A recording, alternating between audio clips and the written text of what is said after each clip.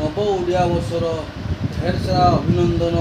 ज्ञापन कर आरंभ कर चलतु आज blog Brajraj Rupashree couple blog. जो मैंने चैनल को सब्सक्राइब करना सब्सक्राइब करूँ, लाइक बटन दबाते चलते आज रामनवमी एवं पणा संक्रांति उपलक्षे रूपा कौन सब पणा रेडी बनला आगे लस्सी देखु दही आइस अमूल से पकेला अमूल को ग्राइंडिंग कर बर्तमान चीनी पकाउची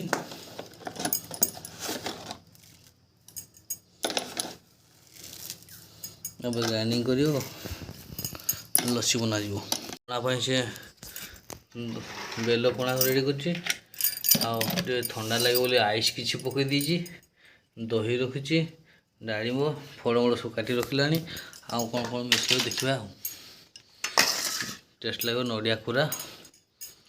लस्सी पड़गला काजू नड़िया खजूरी आलमंड आ डाळिंब मजी पुणी पकड़े टेस्टी पूरा बढ़ी आज रूपा बहुत टेस्ट बनुचे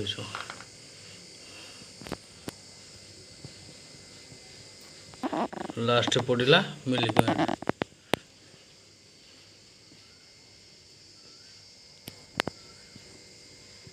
देखते रेसिपी टेस्टी केमती बहुत सुंदर आज पणा संक्रांति उपलक्षे ये है पणा पणा रेडी लस्सी टेस्ट कल बहुत भल लगे